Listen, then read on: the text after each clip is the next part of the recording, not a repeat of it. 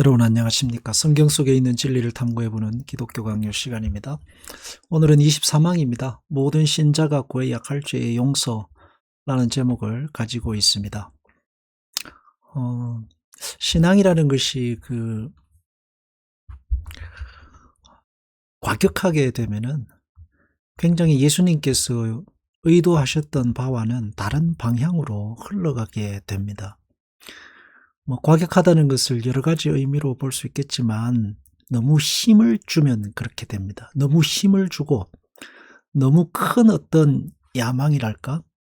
너무 큰 어떤 대단한 목표를 가지게 되면 신앙이 과격해지고 원래 예수님께서 의도하셨던 바와는 다른 모습을 가지게 될 우려가 굉장히 많습니다. 그러면서 과격한 신앙 혹은 너무 큰 신앙의 어떤 맹점이랄까요? 를 가진 사람들이 무시하는 것 중에 하나가 바로 용서와 너그러움을 잊어버리게 된다는 겁니다. 왜 용서와 너그러움의 문을 닫아버리고 그것을 등한시하게 되느냐 하면은 신앙이라는 것이 어떤 힘과 능력을 가지고 그 99.999%의 나아가 100%의 어떤 순수한 염원을 가지면 세상을 뒤바꿀 수 있다는 잘못된 생각을 가지게 되기 때문입니다. 그것은 신앙뿐만이 아니라 세상의 모든 정치라든지 혹은 이런 사상들도 마찬가지고 이단적 종교도 다 마찬가지입니다. 인간이 바벨탑을 쌓는 것과 같은 이치라고도 할 수 있습니다. 꼭대기까지 팍 쌓으면 뭔가 이럴 것 같은. 자, 내용을 보겠습니다. 여기 말하는 광신자들은 쉽게 말하면 너무 과격한 신자들을 말합니다. 구원의 유일한 닻을 빼앗으려 한다 했는데 이 구원의 유일한 닻이라는 것은 용서를 말하는 겁니다. 이 유해한 견해에 대항하도록 양심의 무장을 더욱 튼튼히 해야 한다라고 했었는데 여기 양심의 무장이라는 것은 자기가 죄인이라는 사실을 늘 깨닫고 용서하는 신자로 살아가는 것을 말하는 겁니다. 노바티아누스파가 이 사상으로 교회를 흔들었고 지금은 노바티아누스파와 별로 다름없는 제세례파가 또 광증이 빠졌다라고 했습니다.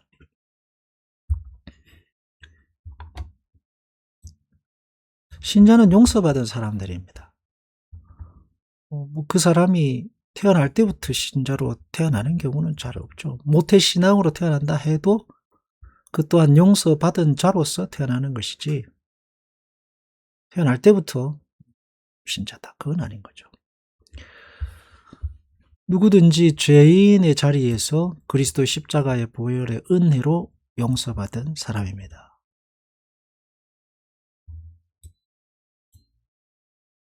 뒤돌아가지 않겠다는 거예요. 다시 또 용서받고 또 조금 갔다가 또 죄 짓고 또 뒤로 물러가고 앞뒤로 왔다 갔다 하는 게 싫다는 얘기입니다. 이해가 가지 않는 바는 아니죠.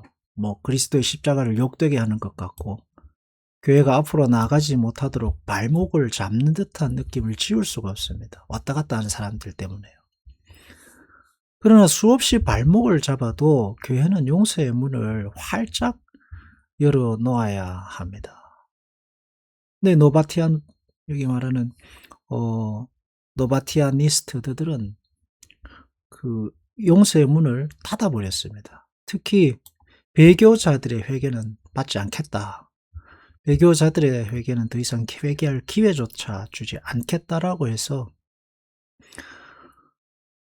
그 교회의 순수성을 지키기 위해서 교회가 가져야 할 가장 중요한 진리의 문을 닫아버린 경우입니다. 참 어이없는 사실이죠. 신자는 특히 불신자들의 문화를 가지고 있는 곳에서는 누구나 다 배교자로 시작해서 그리스도 안으로 들어온 사람들 아니겠습니까? 그죠?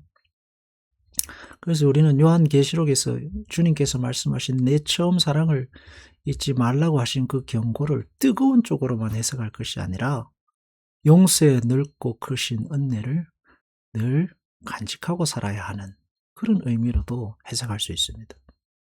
그렇게 보면 1년에 한 번 나오는 교인도 교인이고 10년이 지나 다시 나오는 교인도 교인입니다. 주님이 택하신 자녀는 시간이나 횟수의 문제가 아닙니다. 제 집을 찾아서 오는 탕자들의 회개를 교회는 언제나 받을 준비가 되어 있어야 합니다. 뭐 10번이건 100번이건 수없이 들어왔다 나가기를 반복해도 그렇게 해야 합니다. 사실 이게 굉장히 어렵고 힘든 일입니다. 왜냐하면 농락당하는 기분이 들거든요. 특히 오래도록 교회를 떠나지 않고 충성한 이들에게 힘 빠지는 일이 될 수 있습니다. 그러나 우리의 신앙의 이유는 언제 돌아올지 모르는 이들을 기다리는 것, 언제 돌아올지 모르는 이들을 기다리면서 언제든지 그들이 회개하고 돌아오면 회개할 준비를 갖추는 것이 신앙의 의무요 책임입니다. 참 가슴 저미는 일이고 오랜 기다림이죠. 예수님은 이것을 이제 돌아온 탕자의 비유로 말씀하셨습니다. 모든 신자가 구해야 할 죄의 용서라고 했습니다. 죄의 용서를 구하면 같이 받아주는 교회가 있어야 되는 거예요. 주의 명령을 따라서 성도들은 매일 우리 죄를 사하여 주옵시고 라고 기도한다 했습니다. 자기가 죄인임을 스스럼없이 고백하는 거죠. 이것은 그리고 명령으로 주님께서 주셨습니다. 교회는 용서하고 주님도 용서하지만 교회는 또 함께 그들의 회개를 받고 서로 다시 하나 되기를 각오하고 결단하고 그렇게 살아야 되는 겁니다. 특별한 약속이라 하는데 언제나 용서해 주시겠다는 주님의 약속입니다. 무엇을 더 주님께서 약속하시는데요. 어떠한 죄도 회개하는 자의 죄를 용서하신다 약속하셨습니다.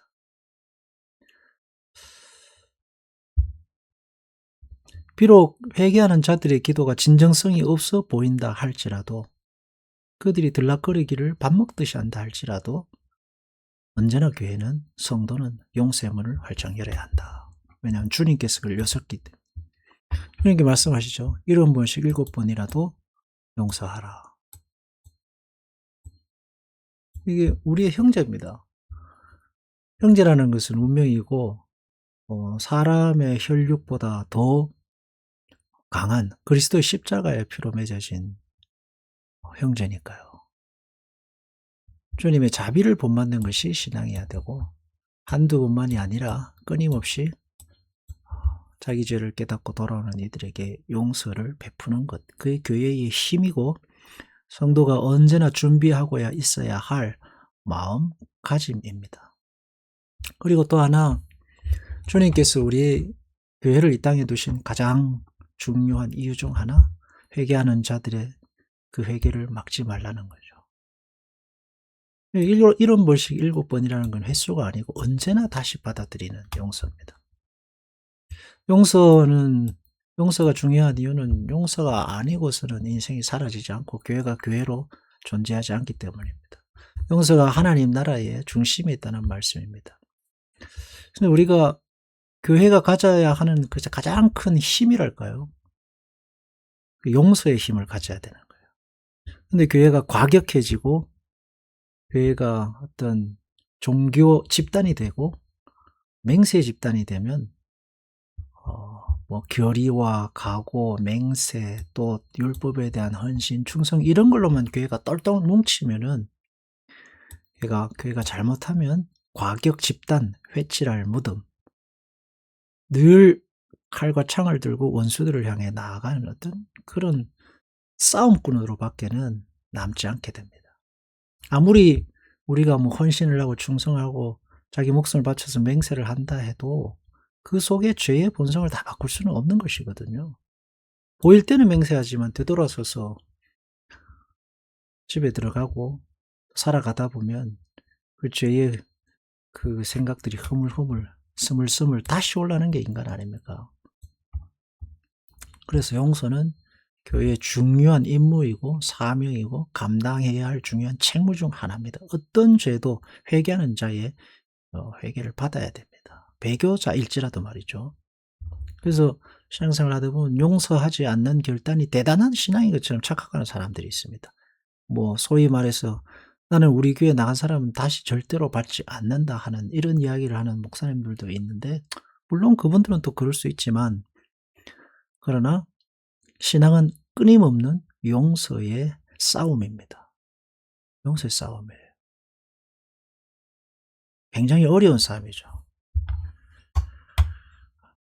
그리고 그 싸움을 잘 감당하라고 주님께서 우리에게 큰 은혜를 베푸셨고 예수님의 죽음을 우리에게 주시면서 우리에게 그 용서의 사명을 우리에게 지우신 겁니다. 그래서 예수님의 십자가를 진다라고 할 때는 뭐 결단이나 맹세 이런 것뿐만이 아니라 70번씩 7번이라도 회개하는 이들의 회개를 받고 그들과 하나가 되고 그들과 같이 먹고 마시는 삶을 살겠다는 그런 자기와의 싸움의 십자가를 지는 거예요.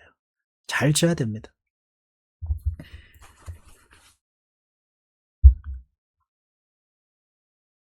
그래서 우리가 신앙이 과격한 어떤 힘과 권력을 쫓는 신앙으로가 아니라 반대편으로 끊임없는 용서의 문을 열어젖히는 그런 자기 자신과의 싸움을 싸워야겠다는 기도하겠습니다. 하나님 아버지, 신앙이 자칫 한쪽으로만 흘러가면 과격해지고 우리도 모르게 내 신앙에 심취하게 됩니다. 주님, 우리 자신의 죄인된 모습을 늘 돌아보고 용서의 문을 활짝 열고 누구든지 함께 받아 한 신자로 살아가기를 준비하며 살아야겠습니다.